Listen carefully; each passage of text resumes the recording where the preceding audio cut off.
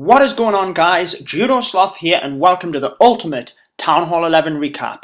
So first we had ClashCon where we found out about Town Hall 11. It initially looked like this, but now it looks like this. The big announcement also brought us a question mark defense and a shadow. Fast forward 6 weeks and we now know that the update is coming in just 2 days, December the 10th, or planned anyways. So here is everything you need to know in one tasty bite. So the way we play the game day in day out is going to be overhauled, and first on the agenda is shield changes. RIP Town Hall Snipes, you will no longer get a shield if your Town Hall is destroyed on its own. Instead, the new shield system will work on percentage damage done to your base, and you will only be granted this if an attacker uses 1/3 of a full army, which is based on your own Town Hall level. The good news is you don't lose your shield if you attack, it simply takes time off. The first attack will reduce your shield time by 3 hours, but more attacks result in a greater penalty, so 4 hours, then 5, etc, etc. On top of that, we now have the Village Guard feature, which acts just as if you're online, so you can't be attacked. Now your Village Guard time depends on your league, but you can extend this by 2 hours once per day, 23 hours to be precise, for 10 gems. Unlike the shield, you can actually attack through the Village Guard without any penalty, so this is mainly going to help them high-end trophy pushers due to the increased time. No more endless tapping the screen to keep yourself online, you could actually go to the bathroom without playing Clash. However, the new personal break is going to mean you're kicked offline for 6 minutes every 3 hours, although you can extend this once per day by buying your 2-hour Village Guard for 10 gems. In other words, the Village Guard and the personal break go hand in hand and try to aid active playtime, whereas the shield is for physical downtime from the game itself. The key differences are on the screen, but basically your Village Guard is activated once your shield expires, and it does count towards that 3-hour personal break. So if you were in Titan 1 and you had a 3-hour Village Guard, if you came on 2 hours into that, you would only have 1 hour of playtime because the Village Guard is making you act as if you're online.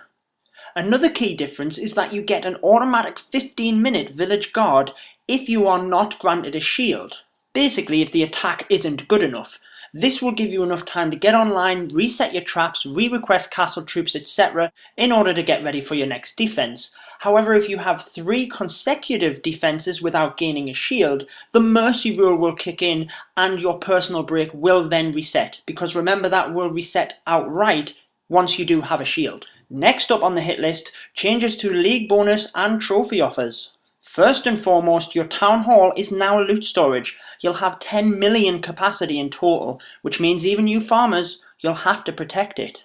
On top of not getting that shield, you'll lose all of the loot inside. So go ahead, I'll let you pause the video, go bring it in. Now, although it has the same capacity as storages, the way it works is slightly different. Loot will not be gradually stolen from it. Once the Town Hall is destroyed, all of that loot inside will be gone.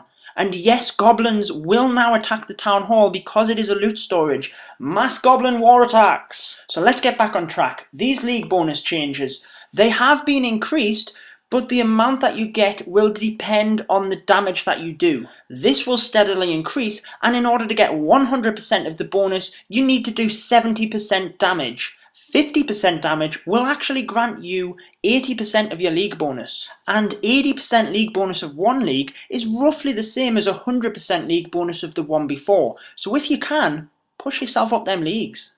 Now, I'm not going to go into loads of depth on trophy offers, but in a nutshell, the trophy difference required between attacker and defender in order to hit the maximum or minimum amount of trophies has been reduced, so you should see more trophies on offense and lose less on defense.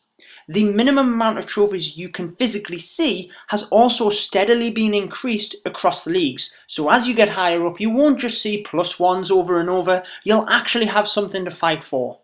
And if you accidentally knock the game off, the time at which you can be attacked has been increased from 1 minute to 5. We also very briefly heard that the rearm cost of your traps has been significantly reduced by approximately 75%, as has the cost to rearm your expos. You might also notice the overgrown grass around the side of this village. That's because your village is growing. It's getting bigger to make way for the new defenses, But don't worry, any obstacles you have on the outside will be pulled to the outside of your new village as well. Along with a bigger village to accommodate the new defences, you're going to have a greater attack time, so you now have 3 minutes and 30 for an attack. I would personally like to see attack time based upon attacker and defender's town hall level, similar to the loot penalty, but hey, that's just me. And now, on to the fun stuff. Oh, but before we do that, war preparation day has also been reduced to 23 hours. Just to confuse you, but at least we can have the start time exactly the same for every war. Did that guy just request an earthquake spell? Yes, we are getting spell donations within your clan castle. How awesome is that? It is only going to be one dark spell, but I'll take that. We also get this beautiful new donation menu, a lot more user friendly. You can now see what has already been donated into your friend's clan castle. Along with this, they announced a little safety feature around the next button where it's a little bit bigger than it actually looks, so you shouldn't accidentally drop a troop if you're going to click next. On to the upgrades. Storages are getting upgraded. You will now be able to get your elixir and gold storages to level 12, but they're not actually going to hold any more loot. They're just upgradable, and the town hall is actually what's going to hold that extra 2 million loot. Your dark elixir storage is being reduced to 180,000, so it can share some of the love with the town hall as well. You might have also noticed on this village, there's 5 wizard towers, and they look different.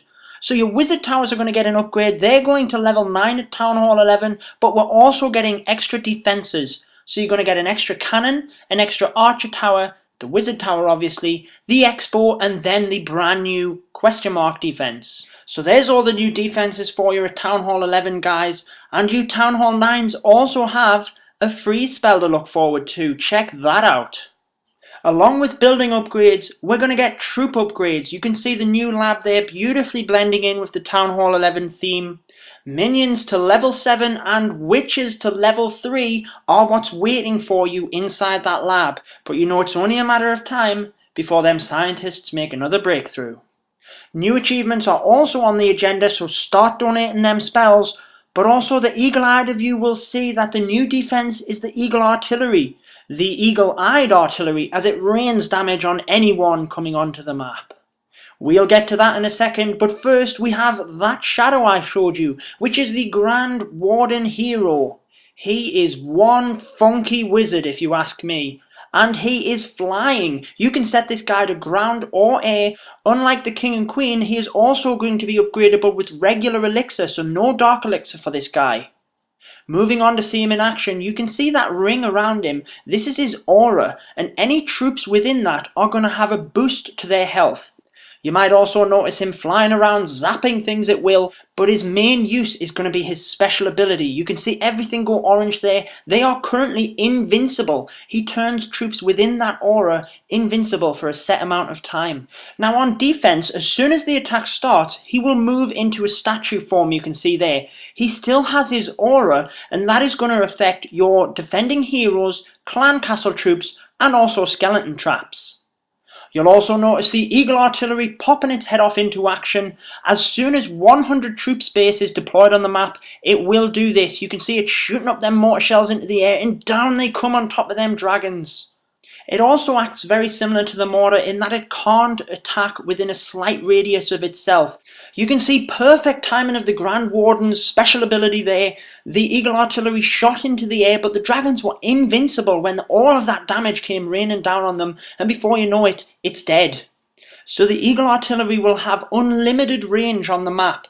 However, it does not activate until 100 troop space are deployed on the map, so if you have it too far out to the side, the attacker could come in with a kill squad and take that out with less than 100 troop space, especially if there's more things there, for instance the Archer Queen or the Clan Castle, that they might want to take out at the same time.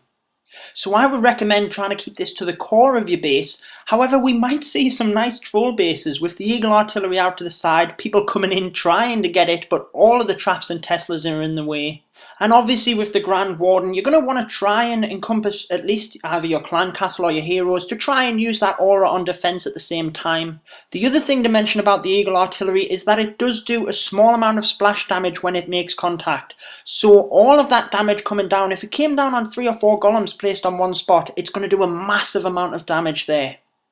So that wraps up your ultimate sneak peek recap for Town Hall 11, but before we go and people say, buddy, you missed some. Other sneak peeks we got are that the boost is reduced to 5 gems for 1 hour for your heroes, barracks and spell factories. A sound notification will be given when you find a village if you've been searching in the clouds for more than 1 minute. There is a reduced cost at nexting at Town Hall 10, this will be 900 gold, most likely the 1000 will be at Town Hall 11. We have a reduced effectiveness of multiple healers on the same target, but this is mainly going to come into play if you're using 5 or 6 healers, so it's unlikely that the Queen Walk will be affected. The Grand Warden has 20 levels and the Eagle Artillery has 2, and the Town Hall 11 War Loot is 660,000 gold and elixir and 3,600 dark elixir, but that is before your clan perks. So there you have it guys, let me know down in the comments what you think of the new update. Are you going to upgrade straight to Town Hall 11 when it comes out in just 2 days? I've been your host Judo Sloth. Make sure to subscribe for more Clash content, but until next time, peace out guys. Stay tuned for more Clash of Clans.